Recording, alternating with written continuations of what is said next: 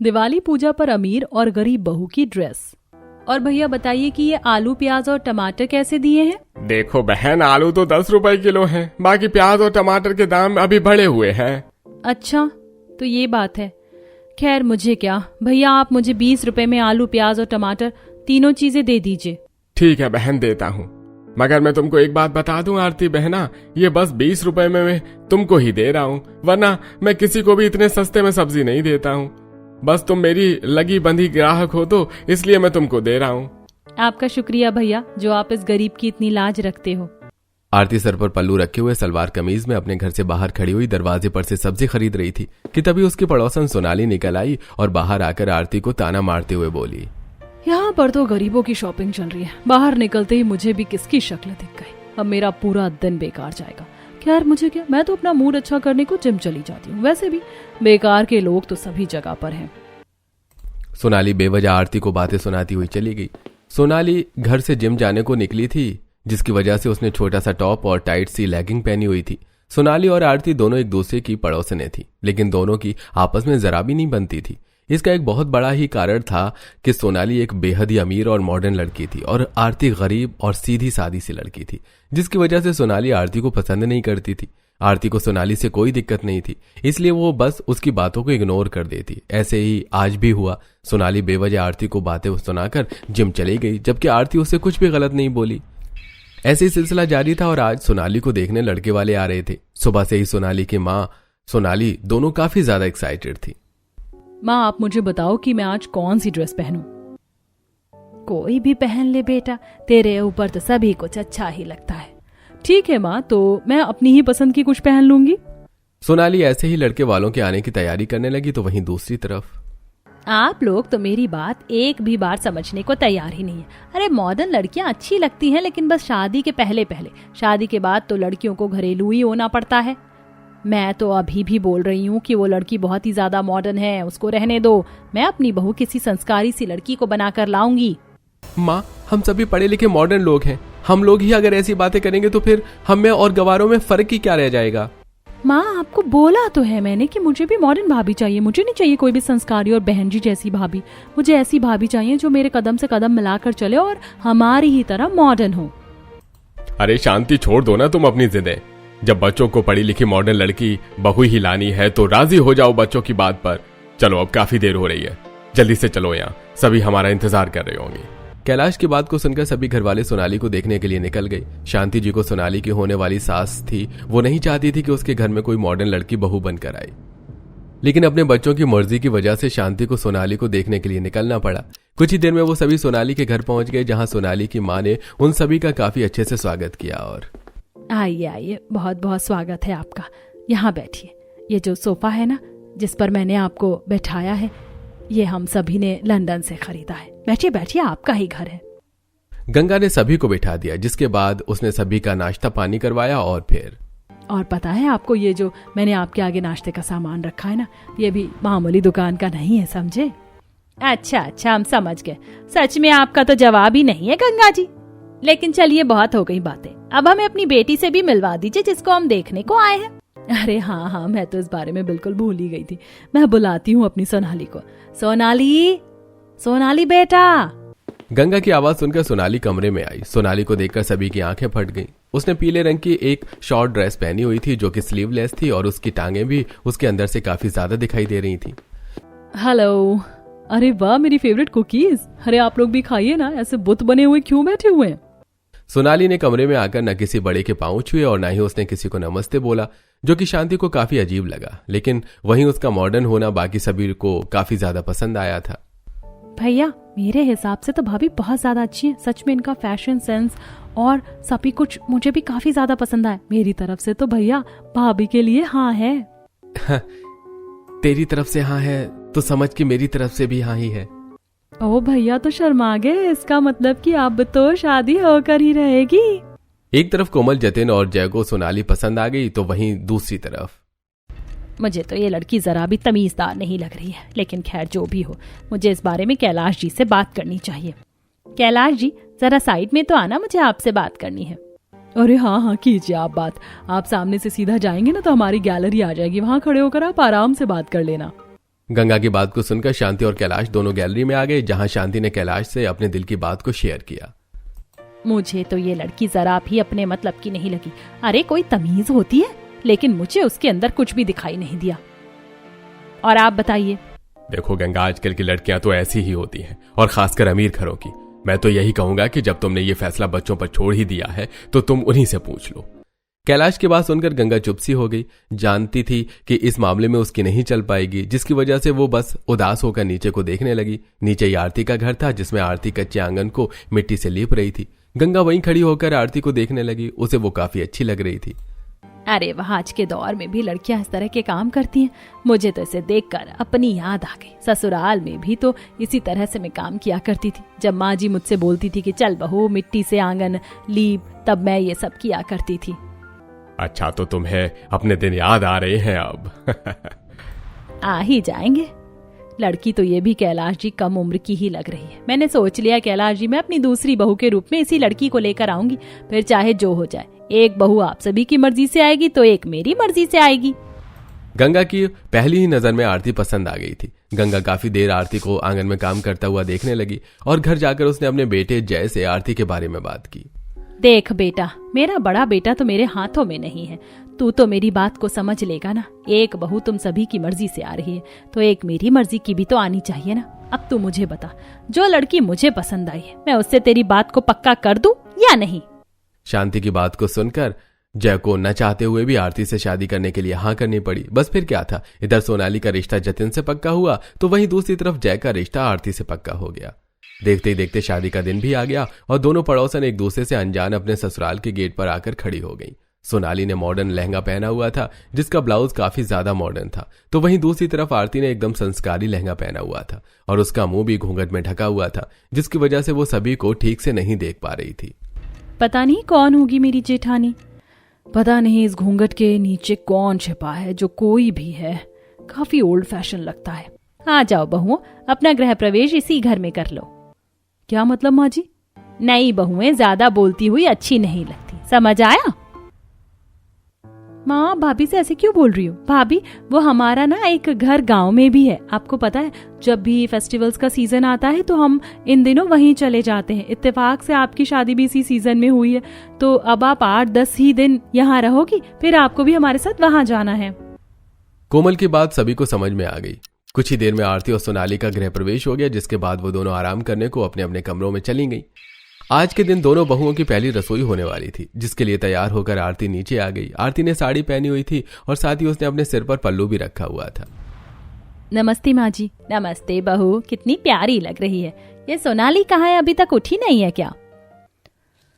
सुबह सुबह छत पर योगा करने से बेहतर कुछ भी नहीं है। मेरा पूरा मन तो योगा करके ताजा हो गया। अब नीचे चली जाती हूँ।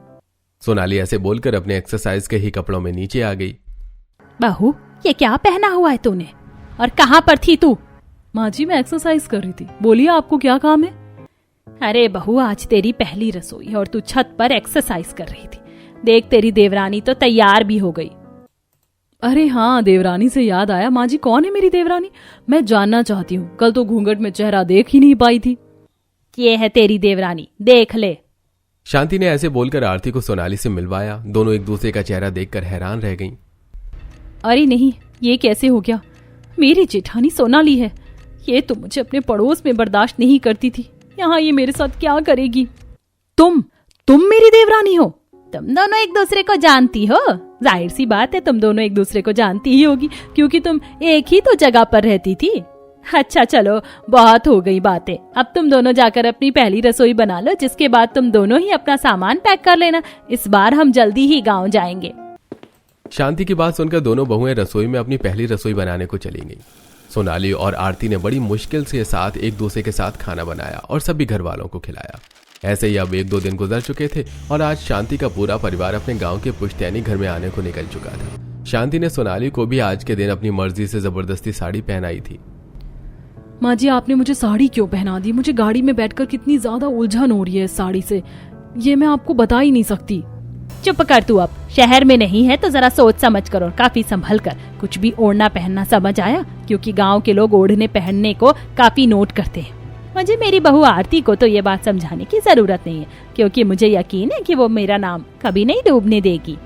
शांति की बात को सुनकर सोनाली का मुंह सा बन गया। अब उसे आरती से और भी ज्यादा जलन हो रही थी। कुछ ही देर में वो लोग गांव पहुंच गए, जहां अपने पुश्तैनी घर में जाते ही आरती ने सभी के लिए खाना बनाया। लेकिन बहुत ही ज्यादा उछलती है ना ये, सभी के लिए अच्छी बनती है, खाना बनाकर सभी का और दिल जीतना चाहती है। ठीक है, तू दिल जीत, मैं भी देखती हूँ। सोनाली ऐसे बोलकर आरती का खाना बिगाड़ने को रसोई में आ गई। बस वो उसका खाना बिगाड़ने के लिए मिर्ची का डब्बा उठा ही रही थी कि तभी रसोई में कोमल आ गई। भाभी आप क्या कर रही हो? कुछ नहीं कोमल, बताओ तुम क्यों आई हो? भाभी, माँ ने बोला है कि दिवाली में बस 1-2 दिन बाकी हैं, तो आओ सभी मिलकर दिवाली की सफाई कर लेते हैं। हैं? मैं सफाई करूं? हाँ भाभी, आपको ही करनी पड़ेगी ना। माँ ने बोला है कि जो सफाई करेगा उसे ही माँ फिर दिवाली के कपड़े दिलवाएंगी। कोमल की बात को सुनकर सोनाली को ना चाहते हुए भी सिर्फ दिवाली के कपड़ों की खातिर सफाई करने को जाना पड़ा। लेकिन सोनाली बहाने बनाने में माहिर थी। हाँ कोमल, देखना जरा, मैं ना साड़ी में सफाई नहीं कर पाऊंगी, तो प्लीज मैं कपड़े बदल कर आ जाऊं। हाँ भाभी, ये भी कोई पूछने वाली बात है, आप जाओ, बिल्कुल जाओ। कोमल कपड़े बदलने के बहाने गई और बहुत ही छोटी सी ड्रेस पहनकर आ गई। बहू, ये क्या इतने छोटे कपड़े तू पहन आई है, इनमें तू सफाई कैसे करेगी?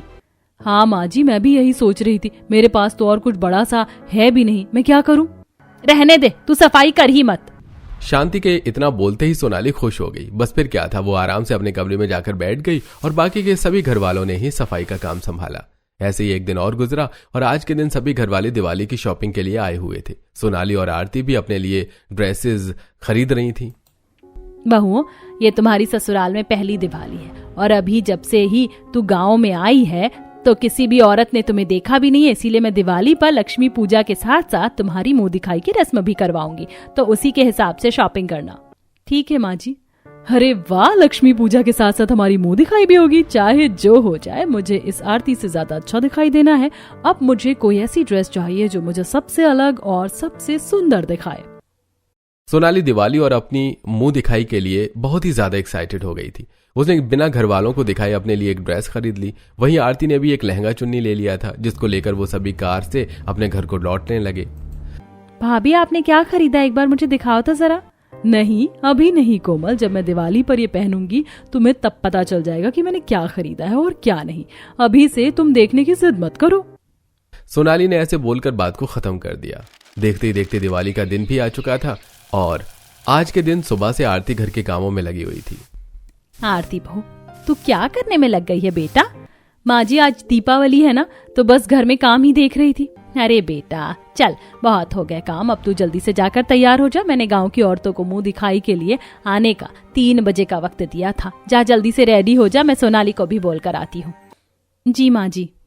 आरती ऐसे बोलकर अपने कमरे में चली गई। शांति भी सोनाली से कमरे में तैयार होने को बोल आई और कुछ ही देर में दोनों बहुएं तैयार हो गई। आरती ने लहंगा चुन्नी पहना था जो कि वो खरीद कर लाई थी और उसने उसका पल्लू सिर पर किया हुआ था। आरती ने बहुत ज्यादा मेकअप भी नहीं लगाया और वो बस सादा सी ही तैयार हो गई। ऐसे ही सोनाली ने भी लहंगा ही पहना था, लेकिन उसने भर भर कर मेकअप लगाया। कुछ ही देर में जब उनकी मुंह दिखाई शुरू हुई तब वैसे तो दोनों ही बहुएं सही लग रही, लेकिन शहरी बहू ने मेकअप कुछ ज्यादा ही लगाया हुआ है। मेरा मतलब वैसे तो दोनों ही शहरी हैं, लेकिन एक तो जरा लड़के की पसंद की बहू है, उसका मेकअप ओवर सा हो रहा है। सही बोल रही हो बहन, एक तो डायन बनकर बैठ गई। डायन, सही बोला तुमने बहनों, एक तो बिल्कुल लक्ष्मी का स्वरूप लग रही है और दूसरी को तो देखो। सभी गांव की औरतें ऐसे ही सोनाली की बुराई और आरती की तारीफ करने लगी, जिससे कि सोनाली को काफी ज्यादा बुरा भी लग रहा था, लेकिन वो कुछ नहीं कर पाई। कुछ ही देर में मुंह दिखाई की रस्म पूरी हुई और अब बारी थी दिवाली की लक्ष्मी पूजा की। अरे सुनिए, मैं ये बोल रही थी कि जितने भी लोग यहाँ हैं जाइएगा नहीं, दिवाली का पवित्र अवसर है। मेरी भी दोनों बहुएं नहीं है, तो आज सभी दिवाली की पूजा मेरे घर पर ही करके जाना। बहुओं, लक्ष्मी पूजा आज तुम दोनों ही करवाओगी। जी माँ जी, ये तो हमारे लिए बहुत ही ज्यादा सौभाग्य की बात होगी। माँ जी, आप कहो तो अभी ही पूजा करवा दूं? क्यों, बस तुम ही इस घर की नई बहू हो क्या? हाँ, ये बड़ी पूजा करवाने वाली। माँ जी ठीक है, ये तो और भी अच्छी बात होगी कि सभी हमारी लक्ष्मी पूजा साथ में करवाएंगे, लेकिन मैं अभी जरा अपने कपड़े चेंज कराती हूँ। क्या है ना, मेरे दिवाली के कपड़े अलग हैं। सोनाली ऐसे बोलकर कपड़े बदलने को अपने कमरे में आ गई। आरती ने वही कपड़े पहने हुए थे और सोनाली अपने कमरे से मॉडर्न ड्रेस पहनकर निकल आई, जो कि काफी ज्यादा रिवीलिंग थी और पूजा के हिसाब से जरा भी नहीं लग रही थी। सभी गांव की औरतें उसे देखकर हैरान रह गईं और अरे शांति, तुम्हारी बहू को कोई अक्ल तमीज है भी या नहीं? सभी कुछ बेच खाना, ये कोई बहुओं के कपड़े हैं, वो भी ऐसे पहन कर आने वाले? अरे नहीं, मेरे लाख समझाने पर भी ये क्या पहन आई है। सभी घर वालों की नजरें सोनाली की वजह से नीची हो गई थी। सभी गांव की औरतें भी सोनाली को ताने मार रही थी। अरे शांति बहन, चुप क्यों हो? ये बहू लेकर आई हो तुम, कितनी बेशर्म है। एक बहू तो बिल्कुल लक्ष्मी माँ का ही स्वरूप है, लेकिन दूसरी तो राम राम राम। सभी की बातें सुनकर शांति को सोनाली पर बहुत ही ज्यादा गुस्सा आ रहा था, जिसकी वजह से अब शांति से चुप नहीं रह गया और वो बोली, क्यों री, तेरा दिमाग खराब है क्या? कितनी बार तुझे समझाया, फिर भी तुझे समझ क्यों नहीं आता है? आज मेरी नजरें नीची करवा कर तुझे बहुत अच्छा लग रहा है, बोल। क्या मतलब माँ जी, मैं कुछ समझी नहीं। शांति ऐसे ही सोनाली को सुनाने लगी, जिसकी वजह से फिर आरती ही सोनाली की साइड लेते हुए बोली, माँ जी आप सोनाली को मत डांटिए, वो ऐसे ही मॉडर्न माहौल से आई है तो वो ऐसे ही तो कपड़े पहनेगी ना। और तुम सोनाली, तुम्हें भी थोड़ा सा खुद को बदलना होगा। हम पूरी तरह से माँ जी ना सोनाली को गलत बोल सकते हैं ना ही आपको। आओ सोनाली, मैं तुम्हें पूजा के लिए सजा कर लाती हूँ। आरती को अपनी तरफदारी करते देख अब सोनाली की आंखें खुली थी। वो आरती से कुछ भी नहीं बोली और आरती के साथ चली गई। कुछ ही देर में आरती सोनाली को भी अपनी तरह सजा कर ले आई, जिससे सभी का मुंह बंद हो गया। फिर क्या था, दोनों देवरानी जेठानी के बीच का मैल अब धुल चुका था। दोनों ने साथ साथ दोस्तों की तरह माँ दुर्गा की पूजा की और खुशी खुशी के साथ दिवाली मनाई।